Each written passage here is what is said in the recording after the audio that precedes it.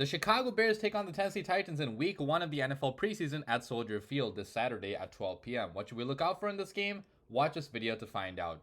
What's going on, guys? I'm back with another Chicago Bears preseason prediction video, which I'll be doing before every single preseason game this year, also the regular season as well when that starts in about a month. So subscribe to my channel if you guys want my pregame and postgame thoughts before each Bears game this year. And I'm so damn excited that football is finally back. We finally have a live football game to watch, to talk about, because I've been getting sick about talking about training camp every single day now. Okay, training camp is fun for a while, but after like 10-11 days, you want the real games to actually start, and they have now started. Okay, this Saturday we'll be taking on the Tennessee Titans at Soldier Field. I'm sure a lot of you guys are probably going to that game. I will not be there, unfortunately, but I'll be watching on TV for sure. And in this video, I just want to break down a few things to look out for in this game if you are a Chicago Bears fan. Now, obviously, we know that preseason football does not matter that much. The Bears went undefeated in preseason last year, and we finished with the worst record in football last year. So, you know, the wins and losses do not matter. The result of each game does not matter whatsoever. But what does matter is the growth and development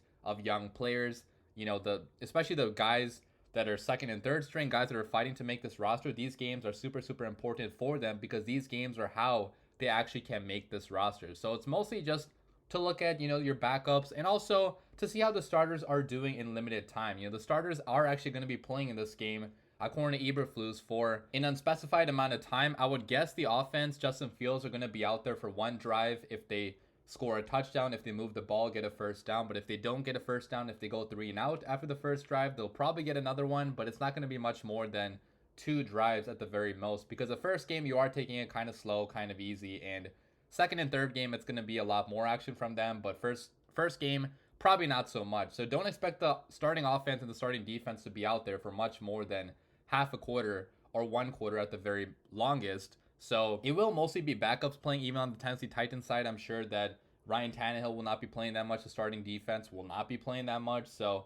mostly a battle of the backups, but there's still plenty to look out for in this game. And I do still want to start by talking about the first team offense, you know, when they actually will be on the field, because I do want to see the first team offense, Justin Fields, go out there and score a touchdown on the first drive that they are there, just to put a statement out to America that this offense has arrived. Now, in the grand scheme of things, obviously it doesn't matter that much if we score a touchdown or not on this first drive, but it would be a very big confidence boost and just like a feel-good moment if you go out there and immediately score a touchdown on your very first drive with all these new pieces inserted into this offense. You know, I'm not sure who's actually going to be playing, so Chase Claypool probably is going to be out due to injury. I'm sure that Mooney and Moore will be playing. Tyler Scott also should be getting a good amount of reps, so will be some guys out probably. Maybe Nate Davis also will be out, but there should be enough on this offense to go out there and hopefully get at least a field goal against a pretty decent Tennessee Titans defense. I'm not totally sure who's going to be playing. Jeffrey Simmons, their star defensive tackle, probably won't be playing if I had to guess, because there's no reason really for him to play when he's already a veteran that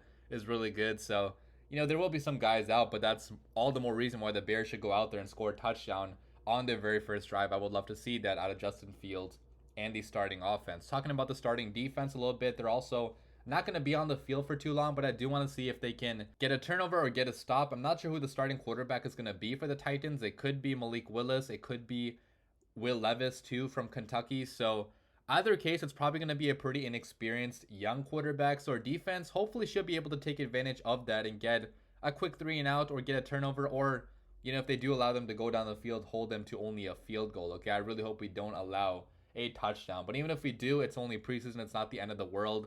We're not going to have all the starters out there anyways. Tremaine Edmonds likely will not be playing. Jack Sanborn also likely will not be playing either. So a lot of guys out. Unique Ngakoue, our edge rusher that we signed last week, also probably won't be playing if I had to guess, because he just got here. He's only practiced for a few days. He probably has to have more practice before he actually plays in a game. So not going to be our full defense out there, but hopefully we still do have a good performance and do pretty well against a young and inexperienced quarterback. But going to the backups now, okay, what I'm most interested in, what this game is mostly going to be about. So I'm not going to talk about all of them, but just some guys to watch out for. So starting with the offense, I do want to mention Darnell Wright, even though he's not a backup, because I do think Darnell Wright could be seeing some extended playing time in this game, even after the starters go out, because he's a rookie. Okay, rookies do need experience. They do need time playing in the NFL against NFL level competition, even though it's going to be against backups. I think this extra playing time could be pretty beneficial to Darnell Wright. So I do expect Darnell Wright to be out there for a little bit extra time.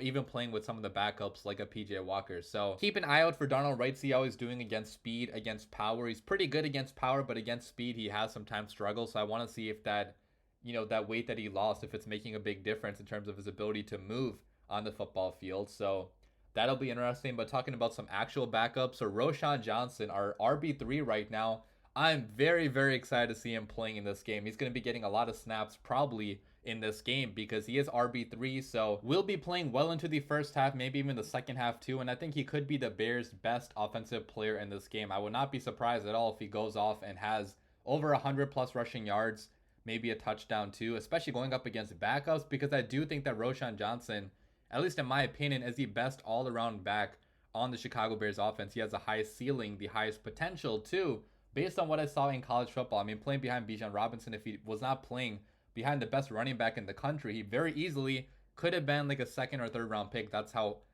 great he was when he actually was on the field for Texas. So look for him to be involved in the passing attack. Maybe we might, throw him some balls to see if he can actually catch them, because, pass catching is his only, I feel like, question mark right now. But as a pass protector, as a runner, pure runner, he has been pretty good in camp. So very excited to see Roschon Johnson. Talking about the receivers, Tyler Scott, the rookie, I want to see if he can catch the football and not drop it. Okay, so far in camp, he has had a drop issue, so we'll see if that persists when the games start. Also keep an eye out for the other second and third string guys like a Velus Jones Jr., like a Dante Pettis, because these guys are fighting to make the roster at the very end. Like, none of them are guaranteed a spot this year just because of how deep our receiver room has become. So especially the guys at the very end, like Aaron Cruikshank, the guy that made that crazy one-handed catch a few weeks ago, he's going to have a great preseason showing if he wants to make the roster or even make practice squad, because it's really hard to make an NFL roster or even make practice squad. So it'll be interesting to see which backup receiver makes the most plays with the backup quarterbacks. And talking briefly about the backup quarterbacks, I do want to see if PJ Walker, our primary backup, can